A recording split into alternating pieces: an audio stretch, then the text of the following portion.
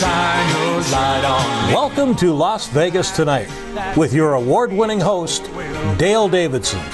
Dale interviews fascinating guests from top-ranked celebrities to people just like you who have an important story to tell. For more than 15 years, Dale is broadcast every week from the fabulous Las Vegas Strip. He finds the people who really make Las Vegas a one-of-a-kind city and lets the world know just what's happening in this remarkable town. You'll discover why 50 million people visit the entertainment capital of the world every year. Stay tuned for another exciting episode of Las Vegas Tonight. Welcome to Las Vegas Tonight. I'm your host, Dale Davidson. We have a very, very special guest for you today. In fact, he's multiple guests all rolled into one. His name is John Didomenico. He's an impressionist. He's a singer. He's a comedian. He's everything. You're going to find out a lot about this guy in just a minute. Thanks for coming on, John. Thanks for having me. I appreciate it. I like the hat. Thank you. Yeah. You know, I've got a couple of good reasons for that. One is the hair's disappearing. Yes. And the other is I cracked my head open on an end table. How when recently I was misstepped this? Back around Halloween. Wow. Yeah.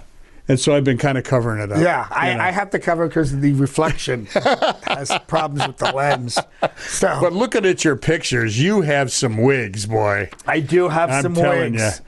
We'll put this up and then show everybody, but Yeah. you are everyone, Right. Which is really a thrill, isn't it? I'm an extreme impersonator that I like to have it exactly right. I like to have everything as authentic as possible, and wigs are a big part of that because I grew up with, I was trained as an actor, Yes. and that means a lot to me. I want to give as much to the audience to kind of reduce the pulling them out of character. The more I can give them Yes. to put them into that suspension of disbelief, yes, that I think always works, especially for people like Trump, And then for Dr. Evil, I shaved my head. And Dr. Phil, what were you thinking?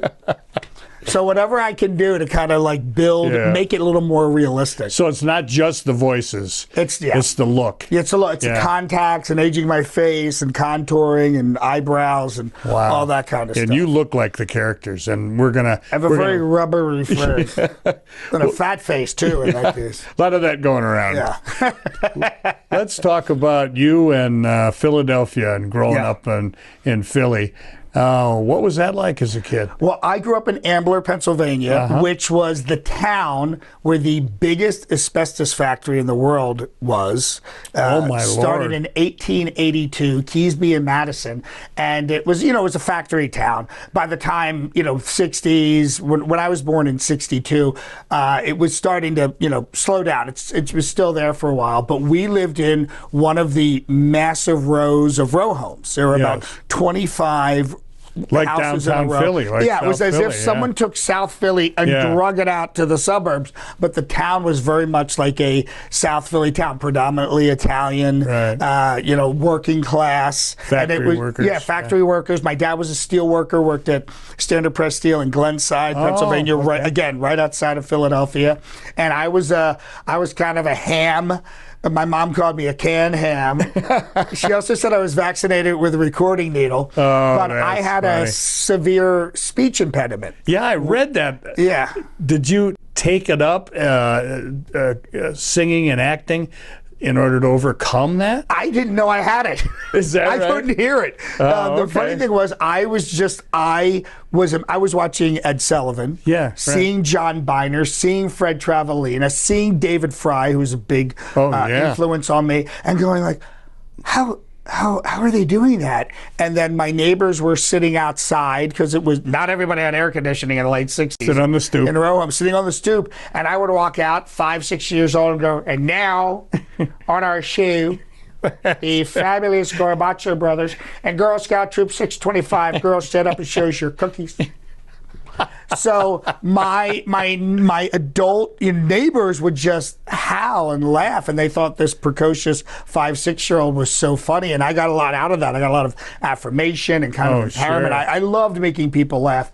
And then when I got into first grade, they diagnosed the speech impediment. Oh, okay. Because my mom was confused. She didn't understand why sometimes when I spoke in my normal voice, Right. you could barely understand me. But if I did Humphrey Bogart, who has an impediment, Right. she could understand me. So that was a big help. And then over 8 years, 2 times a week during the school year, I went to speech therapy, and I got to work with these amazing speech therapists and speech pathologists who corrected my speech and at the same time had to walk me through, how to retrain me how to speak. But in that, they were teaching me how to do more voices. Yes. How, throat Purposely placement. or? No, they had no idea. Yeah. They were just trying to fix everything. So they were giving me this tool chest Right. so I could speak properly, be understood. It was frustrating not being understood. But now I could go, well, if I can do this with my own voice, Yes. then I can do anybody. Oh, yeah. So it was a matter of throat placement, nasal placement, the vocal mask, where your voice should hit properly when you speak, over enunciation. And, obviously I'm probably best known for my Trump and my Austin Powers, baby, yeah. But with Trump, the thing about Trump is he's like the perfect character for this, because he's everything I learned from the speech pathologist, the over enunciation, believe me, right? Am I right? The nasality, because the Northeast, hard that onset, New York thing going on.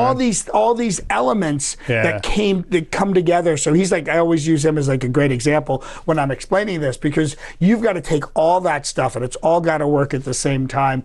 But they always had me over enunciating, and if I wanted to do an accent that day when I was getting therapy, they loved it. If I wanted to do a British accent, and because they liked the fact I could manipulate my voice and make sure I'm doing certain words a certain way. And if you do an Aussie voice, it's much lower when you speak, from Australia. And they love that, because they're like, oh, this is great, because they were understanding that I was understanding that it was working. So it was kind of this great blessing. And I always say, my disadvantage became my unfair advantage. Oh, that's great. Yeah, that's great. And I love to do it. So it wasn't like I wasn't hiding my light under a bushel. I was out there annoying people, and being the funny kid in class.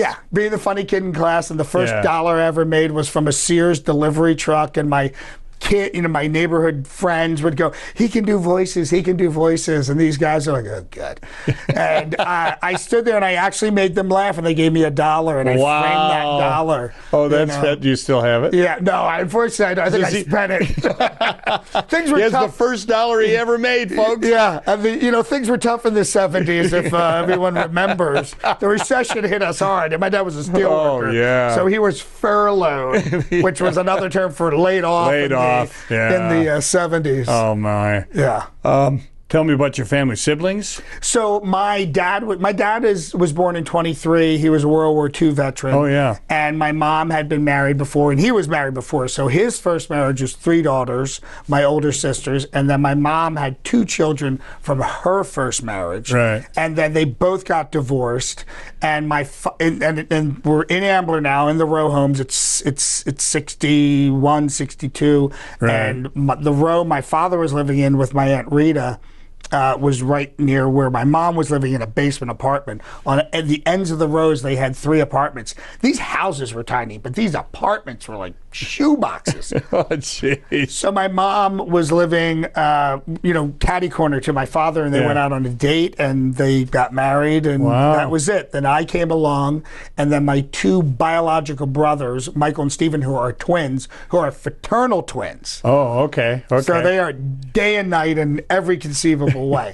So we grew up with me, Michael, Stephen, my mom, my dad, and my brother George from my mom's marriage, and my sister Carol from that first marriage. So you weren't the youngest. Oh no, I was I guess a standard middle kid, but with older siblings, you're kind of exposed to a lot of different stuff. So that was great.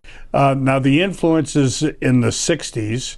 The Beatles came along, and the British invasion. Did that influence you? Were you doing those guys? It's interesting you mentioned the Beatles, because my sister Carol loved the Beatles. Oh yeah. And when you think about how big the Beatles were. Huge. Every week Yeah. in the Philadelphia Inquirer, they would release a 8x10 of one of the Beatles. Okay. And you would collect them. I mean, think about that now. 8x10s of One Direction or whatever it is. That's K-pop right. band, but that's how big they were. And I remember seeing those guys, and then I would see them on interviews and how they, the That Liverpool accent. the Liverpudlian, jingly jangly things. And I thought that was so. I loved to this day the English accent. And my sister's now lived in England for over 35 years. She's in really? Somerset. Yeah. Oh, okay. So it was one of those things that got introduced like early on because of them, and then our PBS station started showing Monty Python, and I loved comedy from the time I was. I really loved. I mean, Buster Keaton, Harold Lloyd, Charlie Chaplin, but then I saw them doing comedy. Monty Python, it just seemed totally inverted. Yes. I was like, wait, I'm laughing at this, but I don't even know why.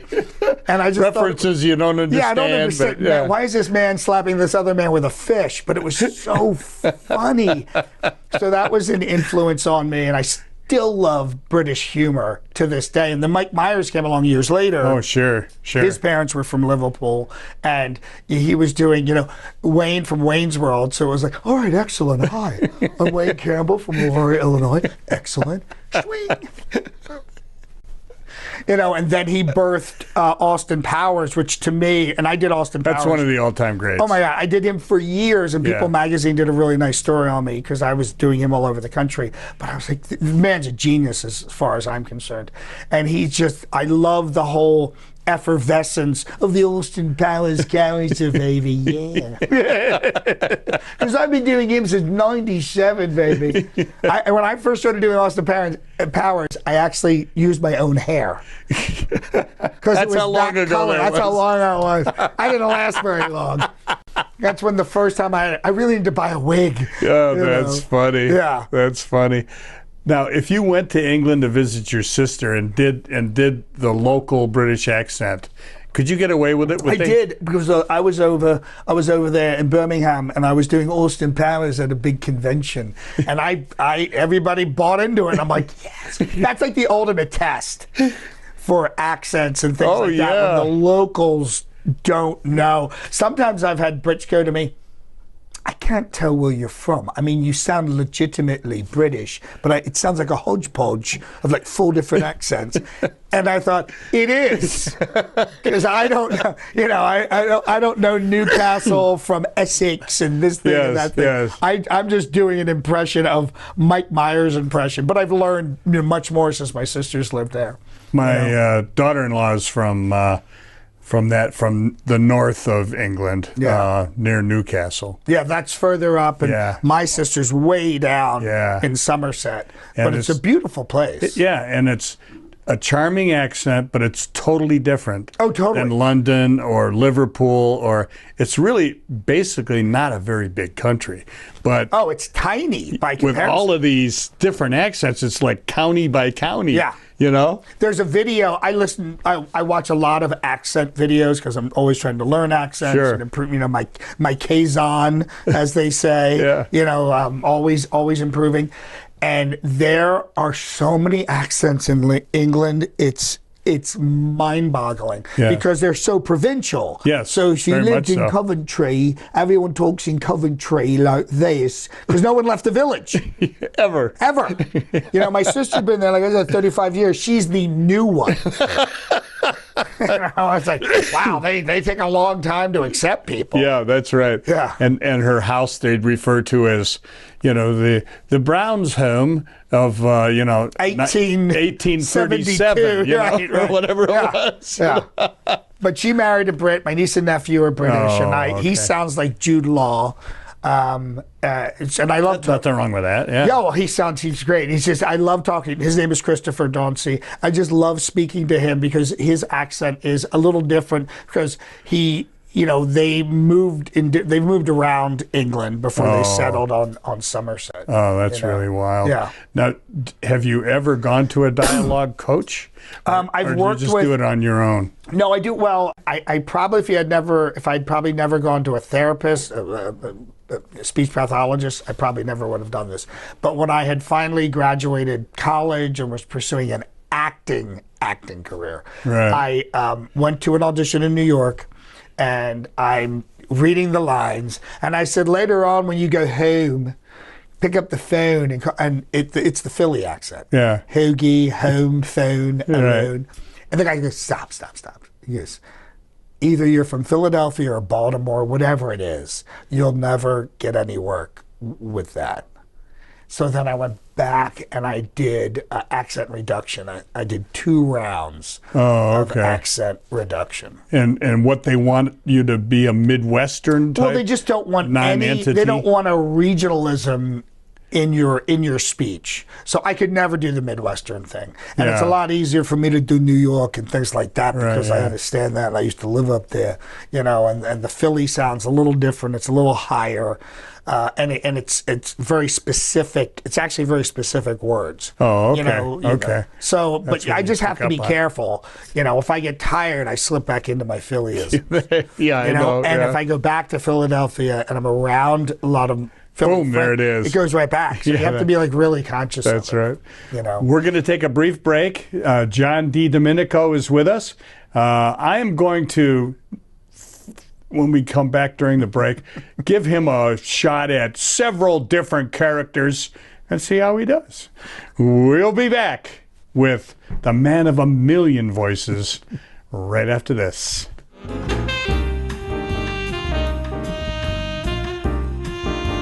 Hi, I'm Dale Davidson, host of Las Vegas Tonight. You know, radio has an enduring place in the heart of America. Sometimes it's music that can enliven your spirit or keep you company when you need some. More often for me, it's just been the right spoken word or two that can quiet my mind and soul. Radio brings me a reassuring word in the quiet of night or a welcoming voice early in the morning as I shake off the night's sleep and find my way into God's purpose for my day. And always, I find the best radio station is the one that brings me the best news, the gospel of Jesus Christ. My favorite radio station is KKVV in Las Vegas, Nevada. It's still right where it's been for years at 1060 on the AM dial, hovering over Sin City like a gospel airship, broadcasting the good news of the abounding love that Jesus Christ has for every single one of us. No matter who you are or where you live, you can receive God's Word via the KKVV Gospel Airship. Just go to kkvv.com and click on Listen Live. KKVV is using all the tools that God's provided them, like podcasting and video streaming and video on demand, to produce programs that lift up our fellow believers and save the lost. If you feel a calling to speak to others about Jesus Christ on your very own show, pick up the phone and call the station. They'll be happy to tell you how. Call KKVV today at 702-731-5588 or drop them an email at kkvvradio@hotmail.com. Please join me in becoming part of the KKVV family. You'll be glad you did.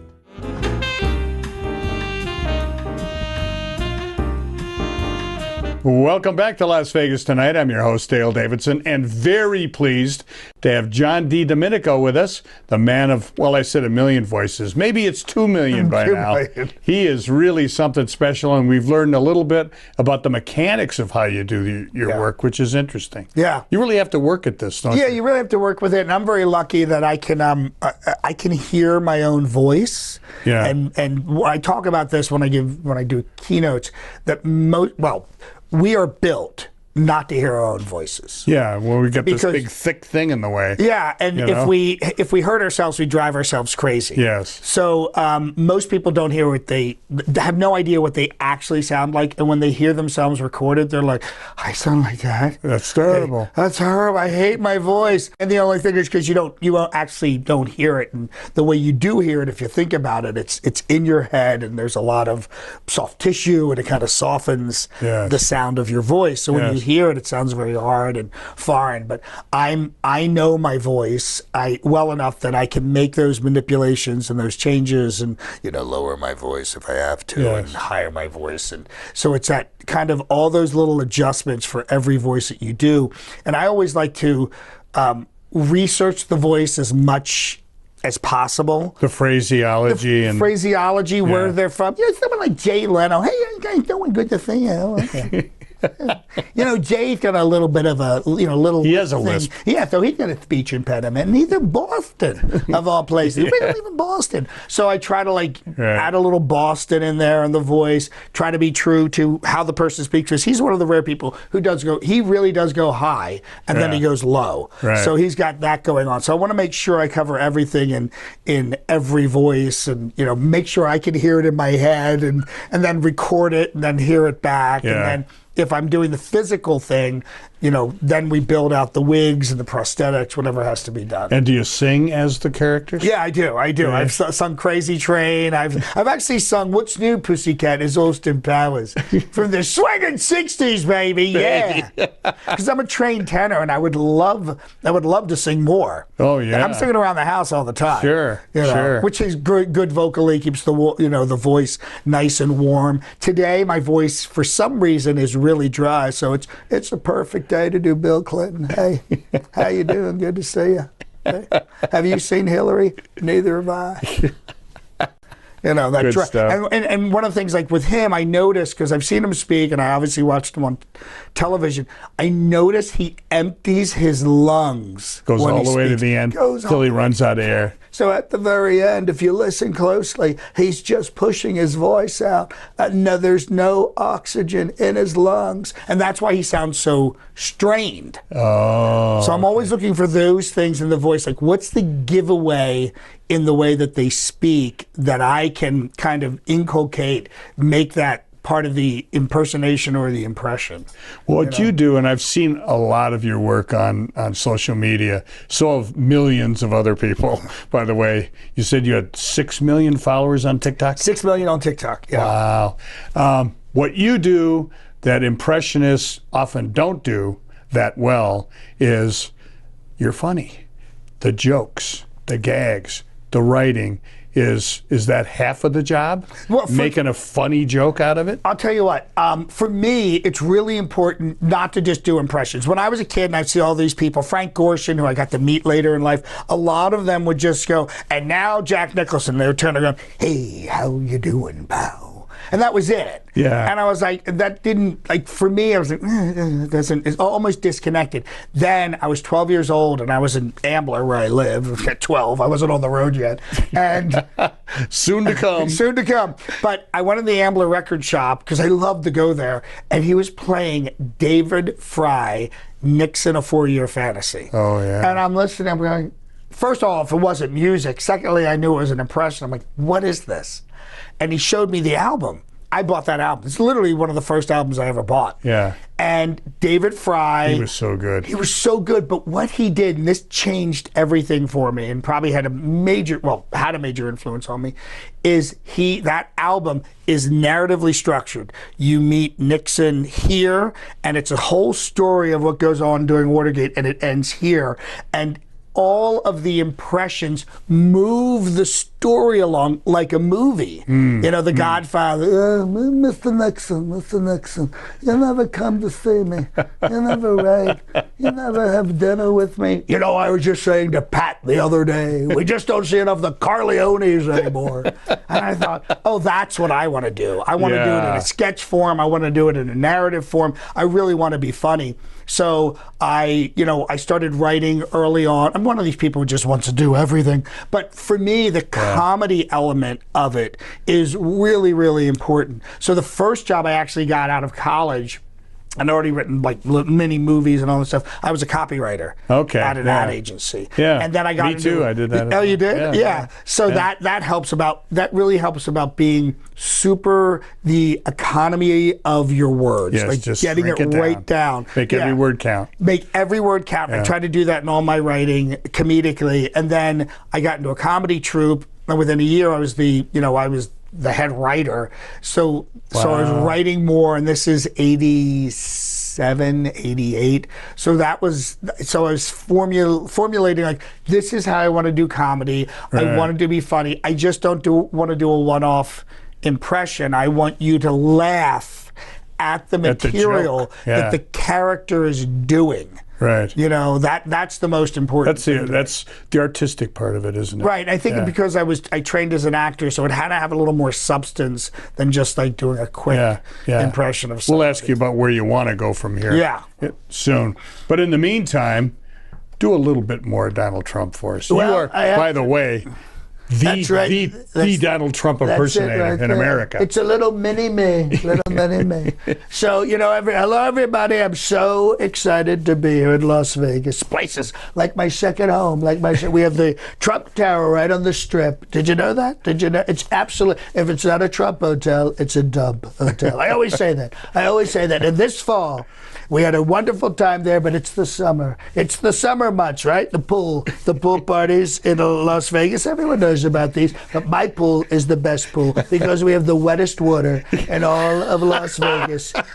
A guaranteed no evaporation policy. It's really incredible. So come on down and make sure you see it. And I love this town. It's a great town, fantastic town. And we're going to build a wall around Las Vegas and make Laughlin pay for it. That place is a dump. How's that place still around? I don't understand. I think if they didn't have the river, they would have burned it down.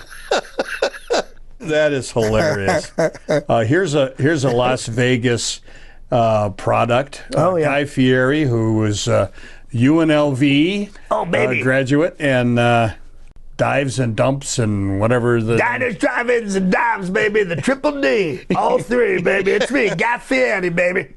Holy moly, stromboli. I'm driving the bus to Flavortown, baby. You know it. Get on board. We're having some cheeseburgers. Very good. Yeah, I really. I'm so glad he came along. Oh yeah. Because one of the things I'm dealing with right now is, it's not like 30, 35 years ago when I grew up watching people like, Rich Little, who's still performing in town. There are no new people coming along. No. Because everything's so fractionalized. Pardon me. You have people who only watch ESPN. You have people who only watch one source of news. You have people who only watch Amazon and Netflix. My nieces and nephews do not watch linear television. It's split into 500. Yeah, so it's very hard to really come up with new characters that can break through. That everybody knows. Yeah. It's crazy. Yeah. You were doing a little bit of Ozzy Osbourne during the break. Sharon and me, Ozzy Osbourne, man. Rock and roll. Rock and roll. Oh, the dog pooed on the rug. That is funny. I love Ozzy. One of my favorites that I've learned a great deal from as an interviewer is Larry King. Larry King live, coming to you live from Florida, folks. 6 wives, 7 heart attacks, garlic. It's unique. We've got Charo for the full hour. We'll be right back. I got to work when I did the series Let's Be Real. That was a series on Fox with the puppets. Yeah. I worked with Larry on his very last professional appearance on television. Right? Wow. And I walked him out to his car, and he died, I think, within 6 months. Oh, my Lord. But I was so honored to meet Larry King, who had met everybody. Yeah. And he was not doing well, but he wanted to do this show because it was a comedy show, and we were sitting there, and he wasn't doing great. But man, the director called action. Yeah. When the director called action, he just came alive, and he delivered his lines. And that was me as Trump and him as Larry King. He hit every single one. It was really incredible. He was so good at it. He was great. And the questions, you talk about content, he always had them. And the joke was always, if he was an anchor and he called out to the field, to a field reporter doing a story on a fire, instead of it's a 333 alarm fire with the involvement and so many trucks, he'd say, why a fireman?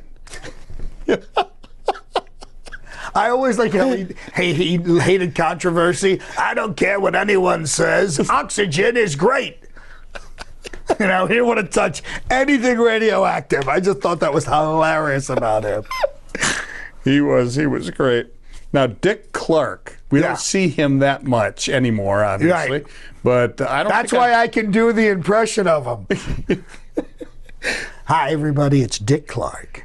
It was really a very light impression because he almost had nothing. I have to actually think about it. I have to hear the voice. I haven't done it so long. But since I lived in New York, they always hired me for New Year's Eve. Oh, yeah. And for like a private event. Hi, everybody. It's me, Dick Clark, ringing in the new year. Trying to be just as light and friendly as he was. That's right. Yeah. He did all of that. I'm a big fan of his for his business sense. He was amazing. Oh, yeah. He was a good producer. Oh, my God. The most interesting man in the world, Yes. which I thought was a great character. I don't know why they stopped doing It him. was 7 years of like bliss. It was 7 years. I don't always drink beer, but when I do, he's such a great guy. He was just so fascinating. We all want to be him. I all want to be him. I got to do a lot of training videos and client videos as him. I got to be very sexy. It was just such a great character. Oh, it's a and the wonderful copywriting. You as a copywriter, the copywriting on those spots were hilarious. Oh, yeah. So when he was really hot, a great campaign. I was doing him at corporate meetings. We shot a video where for we used to do a lot of pharmaceutical work, big pharma companies, where he had the power to sell to any doctor. His personality could charge iPhones and iPads. It was just such a great but first. And the CEO of whatever pharmaceutical company got in the car with Doctors gave me their money. Right, exactly. They're writing scripts before I arrive. I did a bit where I can talk to 6 reps at the same time, It was doctors. So that's hilarious. Yeah. That's hilarious. Yeah. Now, when somebody new comes along, how long does it take you to get them? Some people come like relatively fast. People are like, "When are you doing Joe Biden?" And I kind of do them around the house. But for me, other than, "Hey, Joe Biden, how are you? Hey, the whisper. Yeah. Come on, man. Hey." But I haven't figured out because I haven't found a way in yet totally, and also I don't know the material other than he's a doddering old man bumping into furniture. Right. I want to find something that'll give it a little more longevity, that if I can get up, I can do a bit like with Dr. Phil, with him, and say, "Hey, it doesn't matter how flat you make a pancake, it's got 2 sides, okay? You can put a kimono on a squirrel, but it still won't speak Japanese." I want to have a bit for Biden. I want it to be like just so tight and so funny. Yeah, it's got to be. He says inadvertent hilarious things. Like sitting in the pool as a lifeguard and his hair coming hairy leg, the hairy leg thing. I don't know what you do with that. You can't beat like this guy who's like a machine, like a comedy machine. The funniest thing there's so many moments that just are absolutely hilarious with Trump. But it was when he was down visiting the wall, and he goes, This is the tallest. This wall, it's impenetrable. It's impenetrable. No one's going to get you can't get through this wall. Nobody can get, look how high it is. I mean, unless you had a really tall ladder. And I just remember thinking, like, that's the funniest thing ever. He's talking about how great, unless you had a really tall ladder. I just thought that was so funny, He has great comedic timing. Yeah, the best. It's a funny. I heard 2 comics talking about him saying, does he really want to be president of the United States again? And the other he never wanted to be president. No, and the other guy says he just wants to be president of the room that he's working at that moment. Yeah, that's how he always is. I got to meet him back in '90. I co-hosted his 55th birthday. Wow. But I was Austin Powers. I wasn't him. So I've got to meet him multiple times, and I've worked for him a number of times. Oh, that's great. Yeah. We're going to be back with John Didomenico in just a minute. We're going to probe a little bit more this time. And he's just a great guy, isn't he? Funny man. We'll be back with John right after this.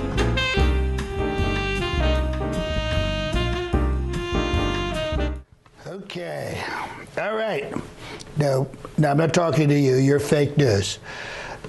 I have the good people over here. Hello, everybody, and hello, Las Vegas. And look at this turnout. Is this incredible? This is some turnout, right? Right? This is great. It's truly a great honor for you to have me here today at Treasure Island Hotel Casino, owned by my good friend Phil Ruffin. Ruffin, what a great name. Ruffin, Buffin, Tuffin, Muffin. See that? So many great rhymes just from one name from my good friend. And you know, I owned a lot of casinos in New Jersey and made a lot of money. And Phil, I was smart because I got out of there before it went downhill. Atlantic City, what a dump. Not like Las Vegas, though. It's beautiful. Phil's Hotel here is a tremendous Treasure Island Hotel. It's a TI. I guess that makes it sound more sophisticated. I guess. I think it's a dumb name. But the city of Las Vegas does not make it easy to get here, Phil, I have to tell you. But look at this turnout. So many people I know are here today.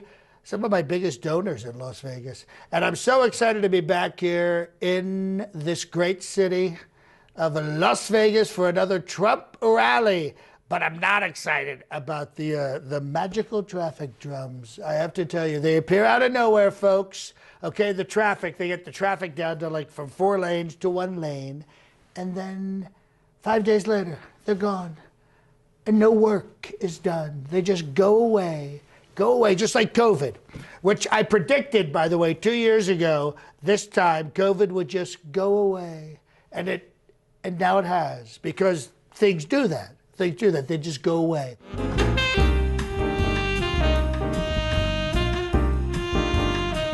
Welcome back to Las Vegas Tonight. I am Dale Davidson, your host. John Didomenico is everybody.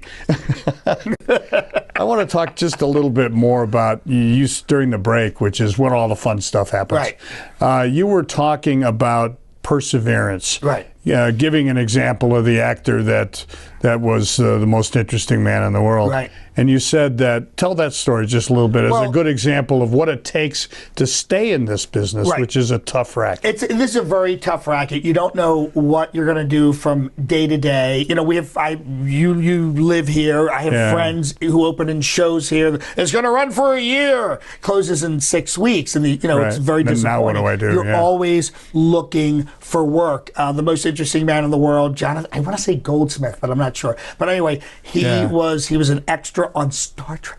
That's a long time ago. Yeah. Long time ago. But he hung in there and he stayed in the business and his wife happened to be a casting director, and he ended up getting one of the most successful advertising campaigns in history. Ever. And it has just paid off because he stayed in there and he kept with his dream, and he knew what he wanted to do, and he found his way. Yeah. You have to have that intention to get to where you want to be. Yeah, never give up. And Joe Pesci, who I've done Joe Pesci a lot of times. I'd have to do a very sanitized version if I did him here. What are you laughing at? But after he did Raging Bull, which this movie got Oscar nominations, and he's working with Scorsese and Robert De Niro. Guy didn't work for years. I mean, he literally did not work for years. Yeah. You can see the gap on his IMDb. Yeah, just years of nothing. Could not get any work.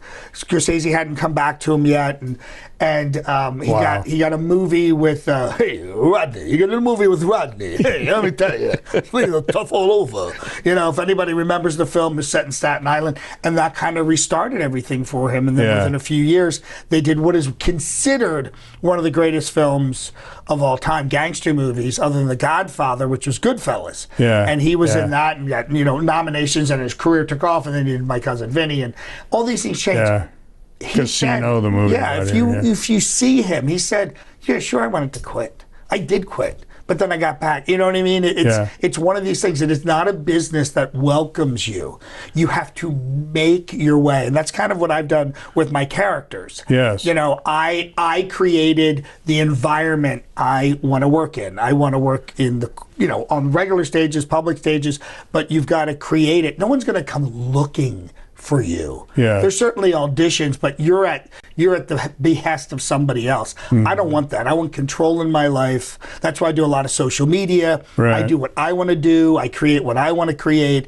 You have to be able to do things like that yourself. If you want to stay in this business, you've got to be creative. You have to have perseverance. You have to have tenacity. Yes. And I don't go looking for work. If an opportunity comes along, that's fine, but I'll create my own work. Really? Yeah. So when you're doing private engagements, which are super important here in Vegas, do you get to know the people casting directly? How do you get those gigs? Here's the thing. It's not casting. It's different in that world. And I learned this through 1996, 1997. I was on the old paradigm. Right. And the old paradigm is, I call it the James Dean paradigm. You come to New York, you work off Broadway. So far off, it's in Hoboken. Then you work off Broadway. Then you work off Broadway. Then you get to Broadway. They see you on Broadway. Then you go to LA and you make a movie. That paradigm never existed, but it was a romanticized kind of thing. Right. You get discovered.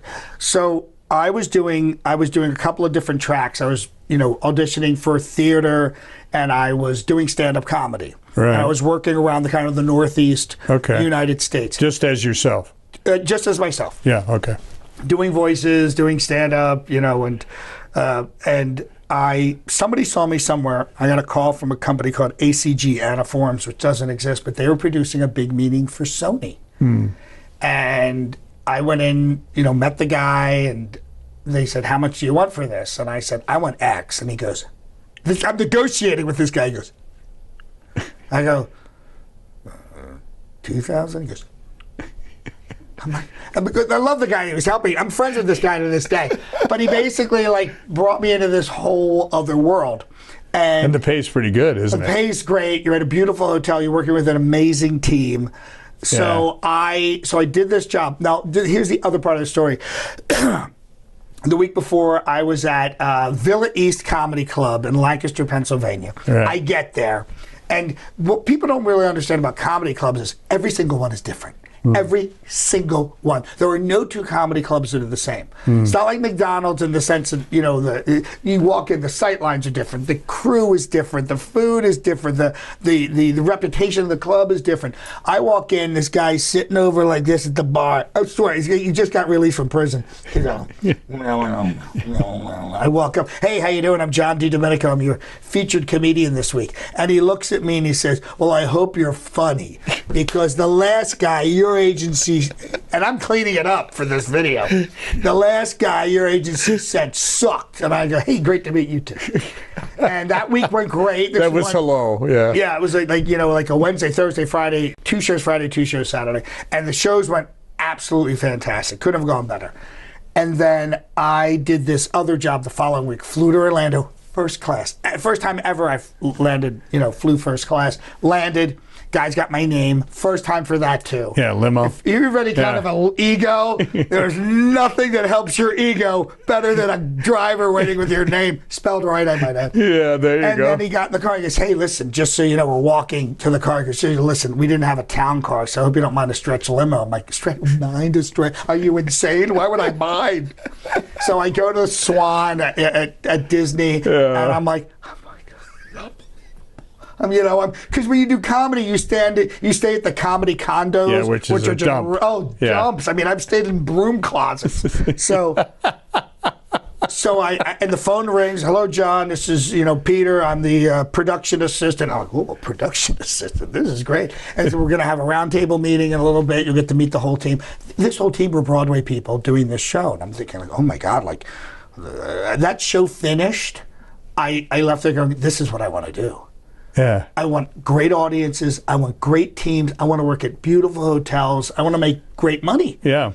And it took me about a year to finish up all my bookings as a stand-up. And then I told an agent I was working with in New York, I want to do more corporate. And she was bringing me in. She was getting me the auditions, but I was coming in 2 weeks before the show. Yeah. And I was like, I thought to myself, no, I'm too late in the process. I need to be way upstream. Yeah. I need to be when the creative director comes up with the concept for the meeting. It took me about another year. I met most of the creative directors, and I said to them, I'm your Swiss Army knife. I do all of these voices. I'm a writer. I'm a trained stand-up. I do improv, and that's how I got in. Yeah. I wanted to offer them something and make their life easier. And that's what I did. So I've been doing corporate since really full-time since 98. Wow. And that's taken me around the world. And I've worked for every major, I've worked for AT&T, I've worked for American Express. If you look at the, the Fortune 100, right, I've worked for most of those companies. Wow. And then I have legacy clients too, like Mako, Mako Auto Body. I've done their meeting for 23 years, other than the years during COVID. Wow. And those relationships mean the world to me. The relationship with the production companies, the relationship with corporate, and the franchisees. Those They're are friends. The guys. Those are the hardworking guys, like my father, the blue-collar guys who own it, but do the hard work and do the labor. And that means a lot to me. And that's my niche. Okay. And that's what I like to do. I can't wait for a show. Yeah. I can't wait for a show. I'll make my own show. That's what you're doing, isn't it? So as I said when we were talking pre-show, I'm on the road anywhere from 25 to 30 weeks a year because every company, every major corporation has a meeting, has a convention, has a sales thing. Yeah. So that's my... and I understand what you're saying. I did some MC work, in the past, and one thing that I noticed is the earlier you get in the process, the better it is. Yeah, and I'm more valuable. I have more equity with them. And that's one of the things people don't understand about actors. I was called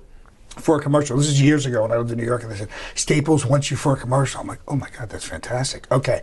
They said, you just have to, go right to the callback. It's 4:00 tomorrow, and you fly out on Wednesday. This is Tuesday. Yeah. Fly out on Wednesday. I'm like, I already have a booking. They said, okay, they'll go with somebody else. I'm like, a network spot.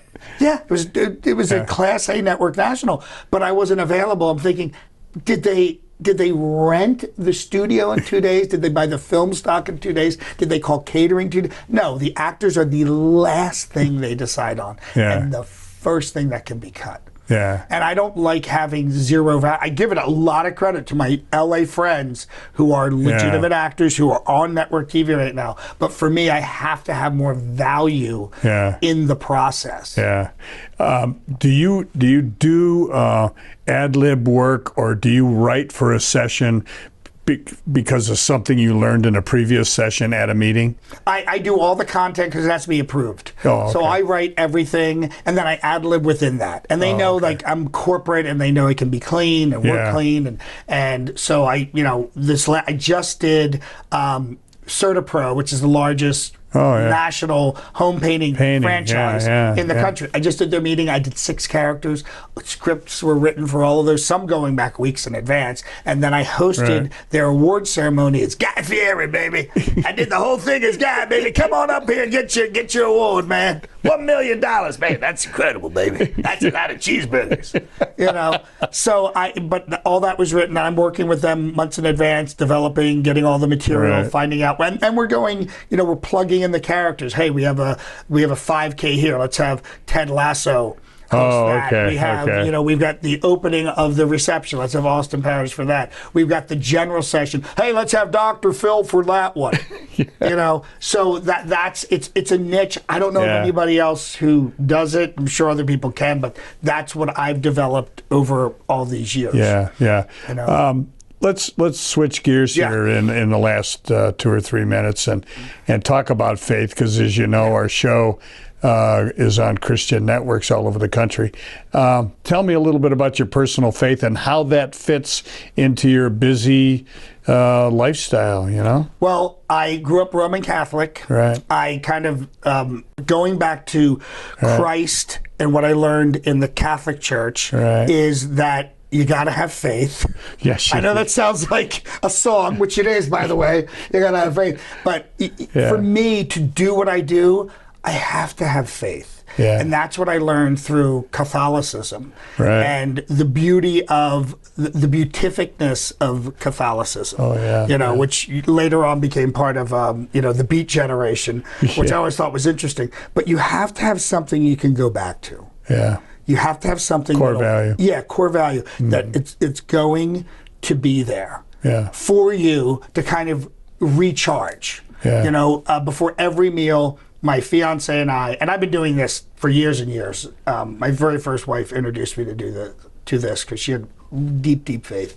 But stop for 30 seconds and just be grateful. Yeah. And pray and connect with God just for 30 seconds. Yeah. It doesn't have to be a vocal prayer, but you're about to eat something, you're about to ingest something. And the fact that you can buy it, you can eat it, that we have clean water, that we live in this amazing country, just take 30 seconds and connect with the power in this universe that created you, that created all these wonderful things. And if you can do that, it makes a big difference. And you were talking about how your granddaughter, there were times I'm like, yeah, that's my granddaughter. I didn't would stop. say, "Amen, Grandpa, amen." Yeah, it's a nice reminder. I want to take that moment and connect. Yeah. I've watched so many things. I shot a commercial in Israel, and we were in Tel Aviv, and they said that you'll land, you'll have that night to catch your breath, you'll shoot, and then we'll send you back to the airport. And I said, excuse me. I said, I want to see Israel. I am not flying halfway around the world not to see the Church of the Holy Sepulchre and to see like where the man was. And it was really, and they added on an extra day and gave me a day in the hotel. That meant a lot to me. Oh yeah, sure. I'm going to Israel. I'm going to the Holy Land. I'm going to the Church of the Holy Sepulchre. I went all the way down, and I saw where he emerged. Yes. Where the stone was, where the cave was, the first church. You've been there. The very first church that ever existed, which looks like a dilapidated shack. Yes. But this is the greatest. I hate when they say the greatest story ever told, but the greatest thing that's ever happened. Yeah. For this guy who didn't go to school, didn't go to college, but has affected so many people's lives around the world. And they get reintroduced to him every hour of every day. Yes. And you can choose to connect with God as much as you want. But before I go on any stage, anywhere, I stand backstage and I say, this isn't for, I'm going to cry. This isn't for me. This is for them. God, please help me connect with these people and lift them up and make them laugh. For 30 minutes, 15 minutes, an hour, whatever it is. Please let me do that, because that's why I'm here. Oh. What and a it's joy. every performance. And there's performances where I'm about to walk on stage. So, oops, hold on. I forgot to pray. Forgot to pray. Just stay here for one moment and just connect and then walk out. And no performance has ever failed where I didn't connect with God first. Yeah, that's wonderful. That's very touching. Thank you for that. And you must look out over those audiences of thousands and say, what a gift this is. I'm so lucky. I'm so lucky to do what I've done since I was 5 years old.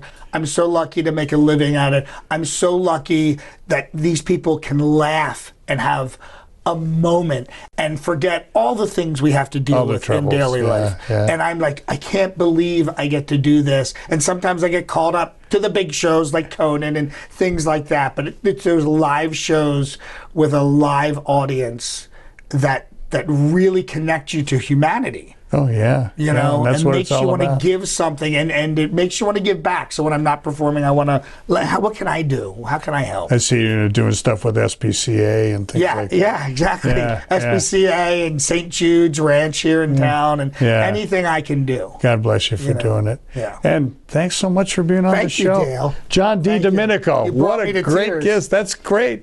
That's great that you're so touched by your personal relationship with God. Yeah. It's just truly important, and that's what our show's all about. Yeah, and he'll always be there. Yeah. Always. Yeah. Darkest times and the brightest times. That's wonderful.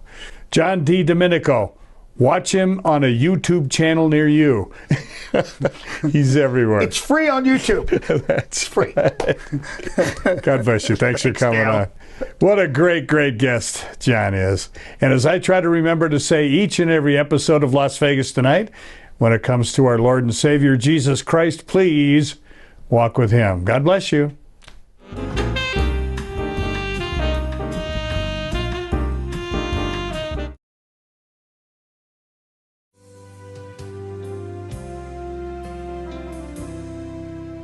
The birds sing their glory in a sweet lullaby as the trees reach out to touch the sun. The wind shapes the clouds that are rolling by as the world gives way to a life begun. The seasons change and life is what it brings, showing beauty that surrounds us all and gives us a reason and a song to sing. When we listen with our hearts, we'll hear the call. This is heaven on earth. Heaven on earth. When we see our true worth, then we'll realize this is heaven on earth. The children of tomorrow are calling our name, and with the angels lift their voice to speak, saying we're God's children, we are all the same. Open your eyes and you will see this is heaven on earth. Heaven on earth. When we see our true worth, then we'll realize this is heaven. This is heaven on